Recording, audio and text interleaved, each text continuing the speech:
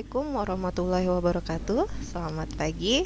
Eh, Bertemu lagi dengan saya hari ini, Fadila Fitriana Sari, selaku guru yang mengampu mata pelajaran prakarya di kelas 8. Ya. Apa kabarnya hari ini kalian anak-anak? Semoga kalian selalu dalam keadaan sehat ya, sehingga dapat mengikuti kegiatan pembelajaran hari ini tentunya dengan semangat ya. Alhamdulillahirrabbilalamin, puji syukur kehadirat Allah Subhanahu wa taala yang telah memberikan rahmat dan karunia-Nya kepada kita semua hari ini. Tak lupa kita sanjungkan salawat serta salam kepada Nabi besar kita, Nabi Muhammad Sallallahu Alaihi Wasallam. Nah, anak-anak, saya ingatkan lagi, jangan lupa untuk selalu menjalankan protokol kesehatan baik di dalam rumah, apalagi saat kalian berada di luar rumah ya. Seperti rajin mencuci tangan atau menggunakan hand sanitizer, selalu pakai masker saat akan keluar rumah, jaga jarak ya, jangan lupa. Nah, dengan harapan kita dapat terhindar dari virus penyakit, terutama virus corona yang sedang menjadi pandemi saat ini. Amin, amin ya rabbal alamin. Nah, anak-anak, hari ini kita akan melanjutkan materi pembelajaran kita sebelumnya, ya, yaitu mengenai kerajinan bahan lunak. Kalian masih ingat tidak tentang produk-produk kerajinan bahan lunak yang sudah kita bahas sebelumnya? Oke ya, kerajinan bahan lunak itu dibagi menjadi dua, yaitu bahan lunak alami dan bahan lunak buatan. Ya, nah silahkan kalian buka lagi buku catatan materinya. Kita sudah membahas semuanya ya. Apa itu bahan lunak alami dan apa itu bahan lunak buatan. Ya. Nah, pada pertemuan hari ini saya akan membahas mengenai karakteristik bahan lunak, baik bahan lunak alami maupun bahan lunak buatan, serta proses produksi kerajinannya. Ya. Nah, seperti biasa, sebelum memulai pembelajaran kita, saya akan mengajak kalian untuk berdoa terlebih dahulu agar apa yang saya sampaikan hari ini dapat diserap dengan baik oleh kalian ya. Oke. Berdoa dimulai. Berdoa selesai. Oke, kita akan mulai materinya ya. Nah, dalam pembelajaran kita hari ini ada 3 tujuan pembelajaran yang harus dicapai ya. Yang pertama adalah mengamati jenis dan karakteristik bahan lunak alam yang akan dibuat produk kerajinan. Kemudian, mengamati dan mengumpulkan informasi mengenai produk kerajinan dari bahan lunak. Kemudian yang selanjutnya, yang terakhir, melakukan identifikasi bahan lunak, karakter dari bahan lunak ya. Nah, saya sangat mengharapkan kalian mengikuti dan memperhatikan video ini dari awal sampai akhir, sehingga nantinya kalian akan paham dan dapat mencapai tujuan pembelajaran tersebut ya. Oke, baiklah, sekarang kita akan mulai masuk ke materinya ya. Yang pertama yang akan kita bahas adalah bahan lunak alami. Masih ingat apa itu yang dimaksud dengan bahan lunak alami? Ya, betul ya. Bahan lunak alami adalah bahan lunak untuk karya kerajinan yang berasal dari alam atau lingkungan sekitar, seperti tumbuhan, hewan, dan lapisan bumi yang bersifat lunak. Ya. Bahan lunak alami ini proses pengolahannya juga masih alami, tidak dicampur dengan bahan kimia atau bahan buatan yang lainnya. Ya. Nah, itu pengertian dari bahan lunak alami. Ya. Kalian masih ingat tidak apa saja contoh-contoh bahan lunak alami? Ya. Nah, ini contoh-contoh dari bahan lunak alami ya. Yang pertama ada tanah liat ya. Kemudian ada kulit hewan ya. Kemudian ada getah nyatu. Kemudian yang terakhir ada floor clay ya. Nah, sekarang kita akan identifikasi satu persatu dari masing-masing bahan lunak alami tersebut. Yang pertama adalah tanah liat ya. Tanah liat atau yang sering juga kita sebut sebagai tanah lempung ya. Tanah liat ini bisa kita temukan salah satunya di sekitar sungai ya.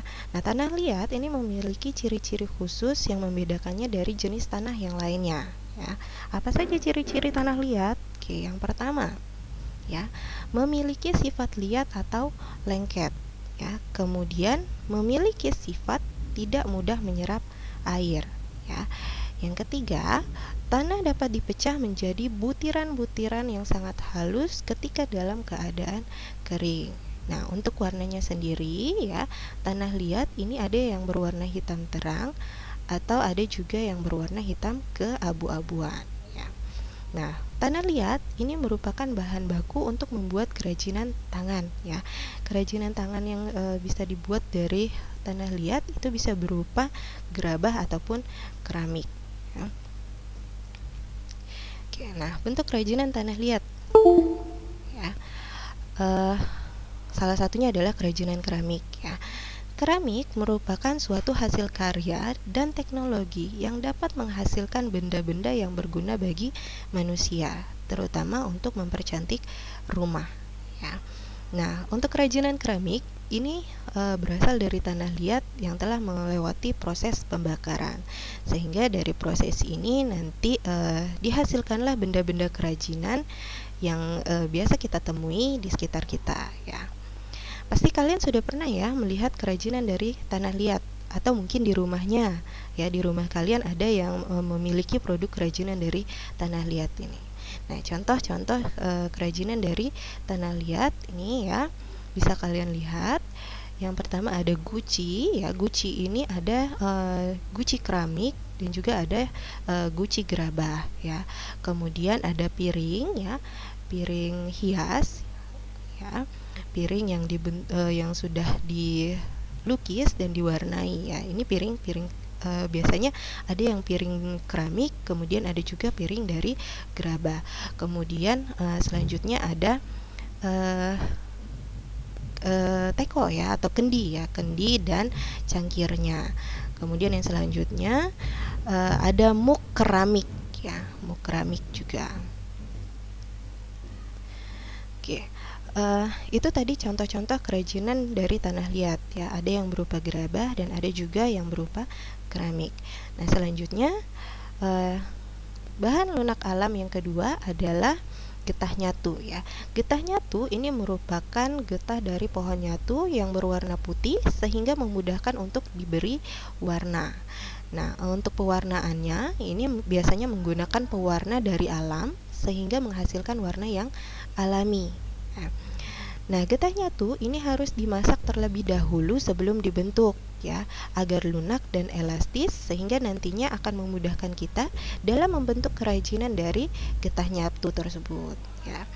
Nah, getah nyatu ini memiliki sifat lunak ketika dipanaskan, ya, tetapi lama-kelamaan dia akan mengeras ketika dalam keadaan dingin, ya. Nah, untuk kerajinan getah nyatu sendiri ini banyak kita jumpai di Kabupaten Kapuas, Kalimantan Tengah, ya. Nah, untuk kerajinan getah nyatu ini merupakan kerajinan yang memanfaatkan getah pohon nyatu sebagai bahan utamanya, ya.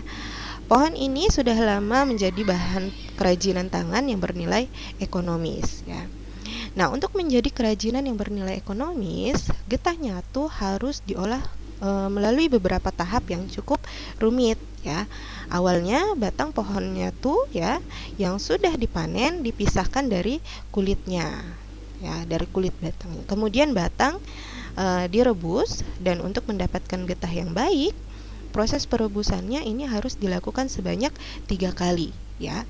Nah, proses perebusan yang sebanyak 3 kali ini juga berbeda-beda tahapannya, ya. Nah, pada perebusan pertama, ya, dilakukan dengan mencampur sedikit minyak tanah, ya. Tujuannya adalah untuk memisahkan batang pohon dari getahnya, ya. Kemudian pada perebusan kedua ini hanya menggunakan air saja. Kalau pada perebusan pertama itu dilakukan dengan mencampur sedikit minyak tanah, di perebusan kedua ini hanya menggunakan air saja, ya. Nah, tujuannya untuk memisahkan getah nyatu dengan minyak tanah, ya. Kemudian pada perebusan yang ketiga atau perebusan terakhir itu dilakukan penambahan warna pada getah menggunakan bahan pewarna alami, ya, seperti berbagai macam daun atau tanaman yang memiliki kekhasan warna tertentu ya. Nah, setelah diberi warna, nanti getah nyatu masuk ke proses pembentukan. Proses ini dilakukan ketika getah nyatu masih dalam keadaan panas ya, karena getah nyatu dalam keadaan normal atau dalam suhu normal akan menjadi kering dan sulit untuk dibentuk sesuai keinginan kita ya. Sehingga ketika masih panas, kita harus segera melakukan proses pembentukan tersebut ya. Nah, ini untuk contoh-contoh kerajinan dari bahan lunak alam getah nyatu ya. Yang pertama ini ada replika perahu naga ya. Kemudian selanjutnya ada replika perahu adat ya. Oke, next kita akan bahas bahan lunak alam yang ketiga ya, yaitu dari kulit. Kulit berasal dari hewan yang sudah tersamak sehingga mudah untuk dibentuk ya. Untuk warnanya ya, kulit ada yang berwarna hitam, putih, coklat maupun krem ya, tergantung dengan hewan yang dikuliti ya. Kemudian kulit alami ketika terbakar atau dibakar ya, akan memiliki bau yang seperti bau sate.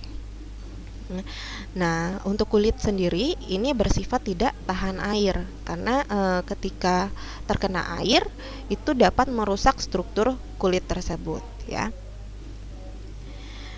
Nah, untuk kerajinan kulit sudah jelas bahan dasarnya itu adalah dari kulit. Nah, kulit yang biasa digunakan itu biasanya adalah kulit hewan seperti kulit sapi, kulit kambing, biawak dan ular ya.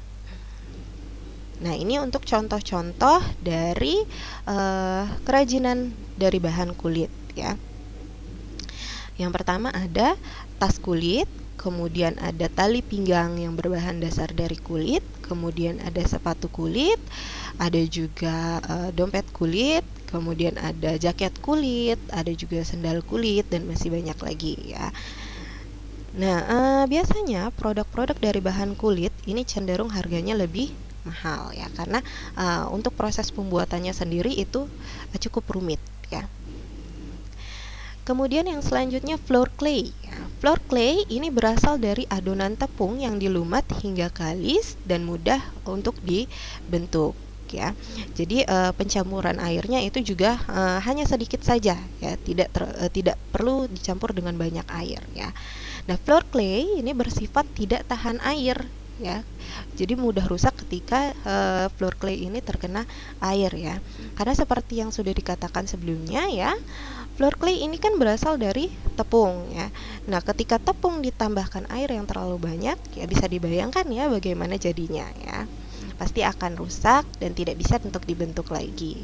Oke, kemudian proses pewarnaannya dapat menggunakan pewarna makanan atau pewarna sintetis sehingga nanti akan muncul warna yang cemerlang ya dan menarik perhatian. Nah, biasanya anak-anak nih yang sering menggunakan floor clay untuk bahan kerajinan ya.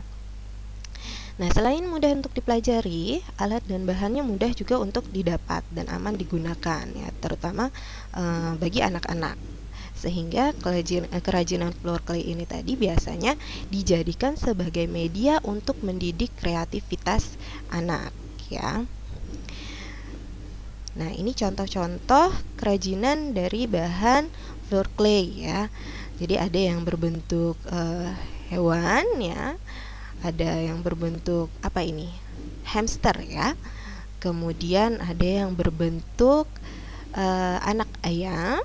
Kemudian bisa juga dibentuk menjadi bentuk buah ya, seperti ini, buah semangka ya. Nah, jadi tepung dibentuk menjadi clay, kemudian baru diberi warna ya. Pewarnanya itu biasanya menggunakan pewarna makanan supaya aman ya. Jadi setelah diberi warna kemudian baru dibentuk sesuai keinginan ya. Nah, itu tadi bahan lunak alami ya, karakteristik dan contoh-contoh kerajinan dari bahan lunak alami ya. Oke, selanjutnya kita akan masuk ke bahan lunak buatan ya. Masih ingat ya apa yang dimaksud dengan bahan lunak buatan? ya. Bahan lunak buatan itu adalah bahan kerajinan yang diolah oleh manusia dari bahan kimia dan paduannya. Jadi bukan asli dari alam dengan maksud mendapatkan efek duplikasi bahan alam dan bersifat lunak ya. Nah, bahan lunak buatan ini biasanya dicampur dengan zat-zat kimia tertentu sehingga nantinya akan menjadi lunak, lembut, empuk dan juga mudah untuk dibentuk ya.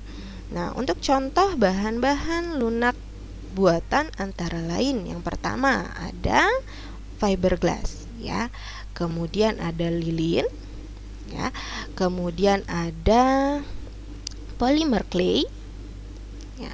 Selanjutnya ada plastisin, sabun ya, sabun batangan dan gips ya. Nah, kita akan bahas satu persatu ya. Yang pertama adalah fiberglass ya. Fiberglass ini memiliki struktur cair dan akan mengeras jika sudah mengering. Nah, ya kebetulan yang digambar ini adalah fiberglass yang dia bentuknya berupa lembaran ya, bukan berupa cairan ya. Oke, fiberglass dapat juga dibentuk ketika setengah mengeras ya. Oke. Kemudian campuran fiberglass ini adalah katalis. Nah, katalis inilah yang nanti akan membuat fiberglass ini dapat cepat mengeras ya. Kemudian untuk pewarnaannya dilakukan saat masih dalam keadaan cair maupun saat bahan mengering ya. Jadi saat keadaan cair atau saat bahannya sudah mengering tetap bisa dilakukan proses pewarnaan ya. Nah, kemudian fiberglass ini dibuat dengan cara dicetak atau dicor ya. Fiberglass lebih tahan lama karena wujudnya bening seperti kaca atau air sehingga dapat dibentuk kerajinan yang menyerupai air. Nah, mungkin kalian pernah lihat ya, atau mungkin ada juga yang punya ya kerajinan dari bahan fiberglass ini. Nah, contohnya adalah gantungan kunci yang di dalamnya ada hewan ya, biasanya itu serangga, kupu-kupu atau kumbang ya. Nah, kemudian lapisannya bening seperti kaca dan ringan. Nah, itu adalah contoh bentuk kerajinan dari bahan fiberglass ya. Nah, kerajinan fiberglass ini merupakan kerajinan yang dibuat dari bahan kimia seperti katalis, resin, dan kapur ya. Nah, bahan-bahan tersebut kemudian dicampur menjadi satu dan dibentuk menggunakan cetakan sesuai keinginan dari pengrajin. Ya. Saat ini banyak sekali ya kerajinan yang terbuat dari bahan fiberglass. Contohnya nih seperti ini ya. Ini ada bola seperti bola kaca ya, tapi bukan dari kaca. Dia bahannya dari fiberglass ya. Di dalamnya itu sudah diberi hiasan-hiasan seperti itu ya, dengan warna-warna yang menarik ya. Kemudian ada juga ini dia berbentuk batang ya, bentuk batangan seperti ini. Nah, di dalamnya ini dimasukkan tanaman-tanaman kering ya. Kemudian selanjutnya ada hiasan ya, yang di dalamnya ada dimasukkan kupu-kupu dan bunga. Selanjutnya ada juga perhiasan ya, perhiasan dari bahan fiberglass ya. Nah, ini yang paling sering kita jumpai ya, gantungan kunci dari bahan fiberglass ya. Di dalamnya ini biasanya dimasukkan hewan ya, bisa kupu-kupu atau kumbang seperti ini ya. Oke, nah mungkin kalian ada yang sudah punya gantungan kunci yang dari fiberglass ini ya. Oke, nah selanjutnya lilin. Ya, lilin berwujud padat, namun jika dipanaskan dia akan mencair ya. Pewarnaan dilakukan ketika dalam keadaan cair. Kenapa? Karena kalau sudah terbentuk ini tidak bisa diwarnai dengan sempurna ya. Jadi pewarnaannya itu harus dilakukan saat lilin masih dalam keadaan cair ya.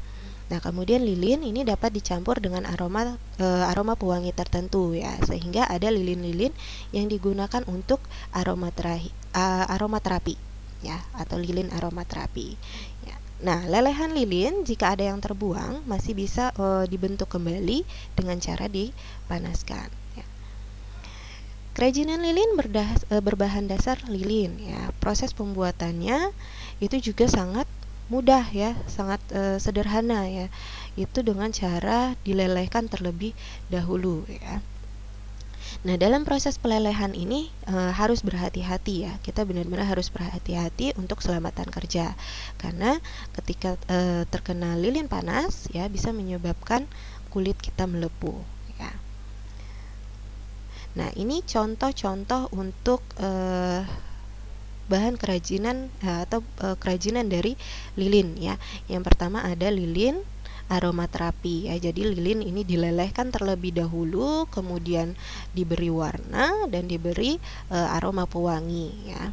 Kemudian yang selanjutnya ada lilin ukir nih ya, lilin ukir, lilin hias ya. Jadi lilinnya itu diberi warna kemudian diukir ya. Kemudian ini juga ada lilin warna ya. Lilin dicairkan terlebih dahulu atau dilelehkan terlebih dahulu, kemudian dicampur dengan pewarna, baru kemudian dicetak kembali ya, sehingga menghasilkan suatu produk kerajinan lilin yang dengan warna yang cantik ya. Nah, saya yakin kalian pasti bisa ya membuatnya karena memang sangat mudah ya. Oke, nah selanjutnya polimer clay dan plastisin ya. Polimer clay dan plastisin sama-sama memiliki aneka warna yang cerah dan bertekstur padat lunak ya. Yang membedakan polimer clay dengan plastisin adalah yang pertama polimer clay itu tidak mengandung minyak, sedangkan plastisin dia mengandung minyak ya.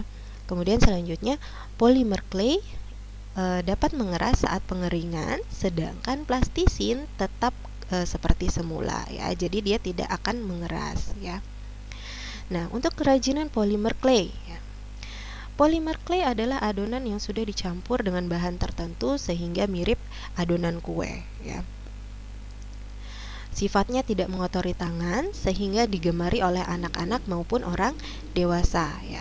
Kerajinan dari polimer clay ini tidak seperti tanah liat ya. Bahan ini tidak perlu dibakar untuk mengeringkannya seperti tanah liat ya. Cukup didiamkan saja, nanti lama-kelamaan akan kering sendiri ya. Nah, untuk contoh-contohnya ini ya. Contoh-contoh produk kerajinan dari bahan polimer clay ya. Ini ada yang dia ada tahapan proses pencetaknya ya, dicetak kemudian dia akan berbentuk menjadi bunga dengan warna-warni yang cantik ya. Nah, kemudian ada juga ini bentuk-bentuk miniatur makanan ya, sangat mirip sekali ya dengan makanan-makanan ya, karena memang produk kerajinan dari polimer clay ini memiliki warna-warna yang cantik-cantik dan cerah-cerah ya. Oke, nah selanjutnya sabun ya. Sabun berwujud padat ya. Dapat langsung diukir pada saat masih dalam wujud padat ya. Nah, sabun juga dapat diparut atau dihaluskan dan dibentuk seperti floor clay ya. Kemudian sabun yang didiamkan akan mengeras ya setelah jadi seperti floor clay ya. Kemudian kita diamkan, maka lama-kelamaan sabun itu akan mengeras ya.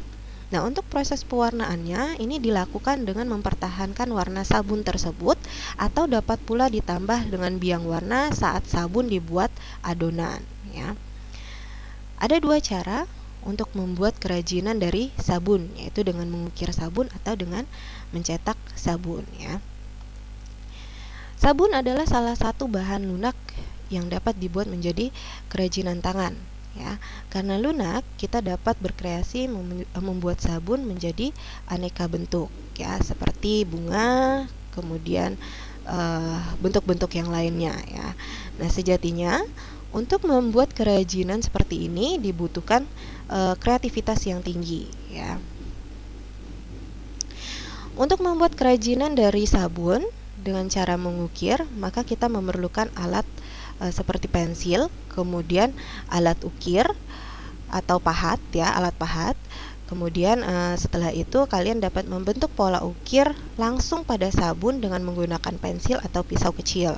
Nah, setelah itu baru ditegaskan kembali bentuknya dengan menggunakan alat ukir sehingga menghasilkan produk kerajinan seperti yang kalian inginkan. Nah, ini contoh-contoh produk kerajinan dari bahan sabun ya. Ini ada sabun yang diukir bentuk bunga ya. Kemudian ini ada juga sabun yang diparut terlebih dahulu ya, dijadikan clay terlebih dahulu, kemudian baru dicetak ya dengan menggunakan cetakan silikon ya. Nah, ini juga sabun yang diukir ya, bentuk sabun yang diukir. Oke. Nah, selanjutnya yang terakhir gips ya.